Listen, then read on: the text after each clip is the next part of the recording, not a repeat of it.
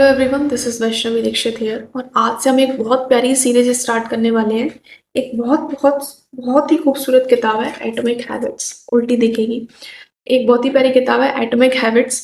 इसमें tiny changes remarkable results, किस तरीके से ये बुक जो है ना वो आपकी लाइफ को चेंज कर सकती है। Date untouchable. Okay, James Clear की, मिस्टर जैम्स क्लियर की बुक है, बहुत प्यारी बुक है। इस बुक को हम धीरे धीरे करके रीड करेंगे और रीड करने के साथ साथ इम्प्लीमेंट भी करेंगे। मैं चाहूँ तो आपको इस बुक की समरी बता सकती हूँ, पर नहीं, इसमें बहुत प्यारे एग्जाम्पल्स हैं, हम उन एग्जाम्पल्स के थ्रू ही समझेंगे इस बुक को। ओके, तो इस बुक का जो फर्स्ट चैप्टर है वो है the surprising power of atomic habit. Okay, the surprising power of atomic habit जो है वो बताता है आपको कि कैसे आपके छोटे छोटे से चेंजेस जो है ना वो आपके बड़े बड़े रिजल्ट्स लेके आ सकते हैं। मे बी आपको बहुत टच में या बहुत ही रिसेंट में आपको उसका कोई रिजल्ट नहीं दिखेगा। 1 मंथ, 2 मंथ, 3 मंथ, 6 मंथ में आपको कोई रिजल्ट नहीं दिखेगा और आप उससे डिसअपॉइंट होकर के उस चीज को छोड़ देंगे। पर लॉन्ग टर्म में एज फार आपको उसका रिजल्ट दिखेगा। ठीक है, तो ऑथर लिखते हैं कि इसमें जो 1% अगर आप इम्प्रूवमेंट करते हैं तो आप उसका कंपाउंड इंटरेस्ट से आपका लाइफ में इम्प्रूवमेंट होता है। अगर आप 1% से आपको डिसअपॉइंट करते हैं, कोई बैड हैबिट डालते हैं, तो वो भी कंपाउंड इंटरेस्ट से बढ़ती है। इसमें ऑथर ने एक बहुत ही प्यारा ग्राफ दिया है। ये ग्राफ मैं आपको दिखाती हूँ। ये ग्राफ है, इसको मैं साइड में लगा दूंगी। इसमें वैली ऑफ डिसअपॉइंटमेंट है। ये जो वैली ऑफ डिसअपॉइंटमेंट है ये वही है कि आप जो है हार्डवर्क करते जा रहे हो करते जा रहे हो, आपका कोई रिजल्ट नहीं आ रहा है, तब तक ये वैली ऑफ डिसअपॉइंटमेंट है। लेकिन सडन जब रिजल्ट आता है तो आपको सरप्राइजिंग रिजल्ट मिलता है आपके टाइनी चेंजेस से। ऑथर लिखते हैं कि जो भी हम करते हैं या जो भी हमारी हैबिट होती है वो हैबिट जो है ना वो कंपाउंड इंटरेस्ट से चलती है। कंपाउंडिंग में ऑथर ने बहुत प्यारे एग्जांपल्स दिए हैं। ऑथर ने लिखा है पॉजिटिव कंपाउंडिंग और नेगेटिव कंपाउंडिंग। पॉजिटिव कंपाउंडिंग जो है ना वो हमारी काम को एक्स्ट्रा टास्क, अगर हमने 1% एक्स्ट्रा टास्क किया है तो उसका हमें कंपाउंडिंग करके after few months, after few years मिलेगा। लाइक सपोज कि मैं 8 घंटे काम करती हूँ, 8 घंटे से मैंने धीरे धीरे करके 8.5 घंटे करना शुरू किया। वो 8.5 घंटा जो है वो कंपाउंड इंटरेस्ट से मेरी कैपेसिटी, काम करने की कैपेसिटी को बढ़ाएगा। आप छोटा सा अपने आप को एक्स्ट्रा टास्क दीजिए, छोटा सा। आप आधे घंटे नहीं, 15 minutes, 10 minutes, only 5 minutes, 5 minutes, then 6, 7, then 8, then 10। इस तरीके से आप कंपाउंडिंग करेंगे। आप अगर नॉलेज आपका 5% बढ़ा रहे हैं, आप उसको कंपाउंडिंग के साथ बढ़ाएंगे। उसी तरीके से आप किसी रिलेशनशिप पे 1% काम कर रहे हैं, 1% पे भी कंपाउंड इंटरेस्ट लगाते लगाते आप इंटरेस्ट पे भी इंटरेस्ट लगा करके आपको इम्प्रूव कर सकते हैं। वही नेगेटिव कंपाउंडिंग की बात करें तो स्ट्रेस, अगर आपने थोड़ा स्ट्रेस लिया है, वो स्ट्रेस पे कंपाउंडिंग होते होते आपका स्ट्रेस, आप देखेंगे कि आपका 1 हफ्ते में, 1 महीने में, 15 दिन में सेम चीज रिपीट हो रही है आपके साथ में, तो आपका स्ट्रेस लेवल बहुत हाई हो जाए और आप फिर अपना आपा खो दोगे।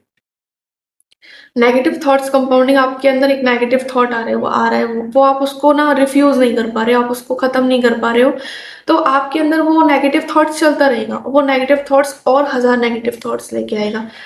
शॉर्ट टर्म में नहीं पर लॉन्ग टर्म में लेके आएगा, जब तक आप उसको अपनी लाइफ से छूमंतर नहीं कर दोगे। तो नेगेटिव थॉट्स भी आपके कंपाउंडिंग की तरह बढ़ेगा। आपकी जो हैबिट है वो कंपाउंड इंटरेस्ट की तरह सेल्फ इंप्रूवमेंट करती है या सेल्फ आपको डिक्लाइन करती है। वहीं आप बोलते हैं कि आपका जो कंपाउंड है वो किस तरीके से काम करेगा। तो आज लेट एग्जाम्पल, आज मैं जो फर्स्ट चैप्टर पढ़ने की बोल रही हूँ, कल अगर मैं ये बोलूँ कि सेकंड चैप्टर कंप्लीट करने के साथ थर्ड स्टार्ट कर दूंगी, देन धीरे धीरे करके मैं एक दिन में 2 चैप्टर कवर करने लगी, देन धीरे धीरे करके मैं एक दिन में 3 चैप्टर कवर करने लगी। That is compounding of my self improvement. Okay, तो ऑथर ने हर जगह पे यही बताया कि आपका जो सेल्फ इम्प्रूवमेंट है वो कंपाउंड इंटरेस्ट की तरह काम करता है। जो मैंने आपको ग्राफ दिखाया, बहुत बार वैल्यू ऑफ डिसअपॉइंटमेंट्स आएगा, लेकिन आपको सडन चेंजेस, सरप्राइजिंग रिजल्ट्स मिलने वाले हैं। एक बहुत ही प्यारी प्रोग्रेस बताई है ऑथर ने। लेट सपोज कि एक टेबल पे एक आइस क्यूब रखी हुई है, वो 26 डिग्री पर है। आप टेम्परेचर बढ़ा रहे हो 27, 28, the ice cube is still जिस पोजीशन में उसी पोजीशन में। आपने 29 डिग्री किया, आपने 30 डिग्री किया, आपने 31 डिग्री किया, स्टिल नथिंग हैपन, आपको लगेगा कुछ हो ही नहीं रहा है। जैसे ही आप 32 डिग्री करते हो वैसे ही आइस क्यूब पिघलने लगती है। That is valley of disappointment आपका जैसे ही खत्म होता है वैसे ही आपको रिजल्ट्स मिलने लग जाते हैं, सरप्राइजिंग रिजल्ट्स मिलने लग जाते हैं। Okay, got it? This is a very beautiful example. इसके बाद में ऑथर एक जगह पे लिखते हैं इस फर्स्ट चैप्टर में कि आप जितना ज़्यादा सक्सेस चाहते हैं, जितनी मैसिव सक्सेस चाहते हैं, आपको उतने मैसिव एक्शंस लेने पड़ेंगे, उतने मैसिव हार्ड वर्क करना पड़ेगा। That is very really good thing कि बहुत ही प्यारी बात है कि आपको जितनी बड़ी सक्सेस चाहिए, आपको बहुत बड़ा एग्जाम क्वालिफाई करना है तो आपको बहुत बड़े एक्शंस लेने पड़ेंगे। आपको कोई छोटा एग्जाम क्वालिफाई करना है, छोटे एक्शंस लेने पड़ेंगे। अगर आप बहुत बड़ा बिजनेस करना चाहते हो इंटरनेशनली तो आपके बड़े एक्शंस होंगे। आप थोड़ा छोटा करना चाहते हैं तो आपके लेस एफर्ट्स होंगे। ओके, तो ये आपका फर्स्ट चैप्टर है। फर्स्ट चैप्टर में इसके बाद में आप कहते हो कि फॉरगेट अबाउट द गोल्स। आपके गोल्स क्या हैं, आप उनको भूल जाओ। आप फोकस करो सिस्टम पे कि आप सिस्टम को कैसे इम्प्रूव कर सकते हो। मेरा गोल है एग्ज़ाम क्वालिफाई करना। मैं ना कि एग्ज़ाम क्वालिफाई पे फोकस ना करके मैं इस पे फोकस करूँ कि मैं जो पढ़ रही हूँ उसमें इम्प्रूवमेंट कैसे लेके आऊँ, मैं जो गलतियाँ कर रही हूँ वो गलतियों को कैसे ख़त्म करूँ मैं मेरे, और किस तरीके से मैं धीरे-धीरे करके, जैसे आज मेरे 110 मार्क्स आए हैं, कल कैसे 112 लेके आऊँ, परसों कैसे 113 लेके आऊँ, फिर धीरे-धीरे करके कैसे मैं 150 तक, 160 तक पहुँचूँ। This is the system that on we can focus। इसके बाद लिखा है कि achieving a goal is only a momentarily change. आपको जो गोल अचीव करते हो ना, एक मोमेंट में चेंज होता है वो, है ना?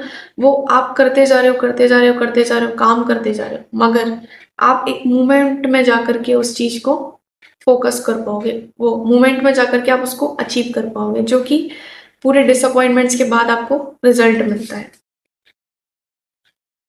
में ऑथर लिखते हैं कि आप अगर गोल डिसाइड करते हो आपके, तो वो आपके हैप्पीनेस को रिस्ट्रिक्ट करते हैं।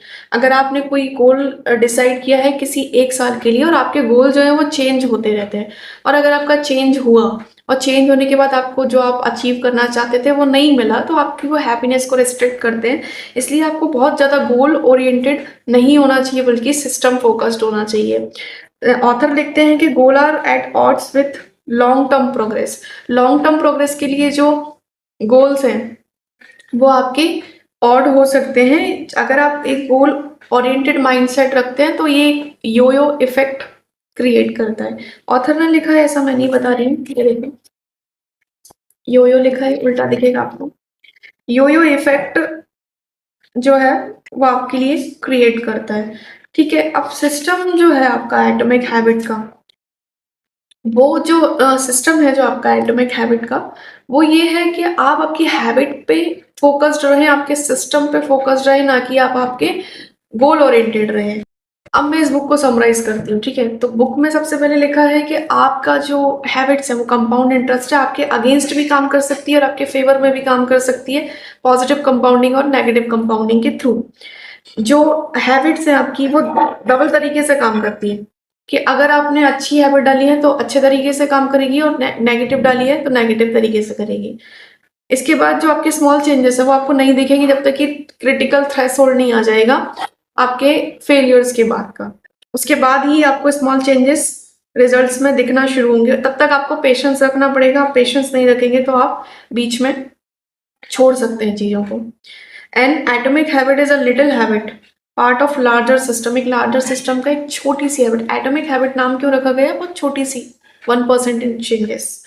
छोटी सी हैबिट कर करके आप उसको एक ब्लॉक में रिमार्केबल चेंजेस या रिमार्केबल रिजल्ट्स लेके आ सकते हैं। अगर आप बहुत बेहतर रिजल्ट चाहते हैं, बहुत बेहतर रिजल्ट चाहते हैं, तो आपको जो है आपके गोल को सेट करने का या गोल ओरिएंटेड होने की ज़रूरत नहीं है, आपको सिस्टम ओरिएंटेड या सिस्टम इंस्टेड होने की ज़रूरत है। ठीक है? अगर आप आपका गोल को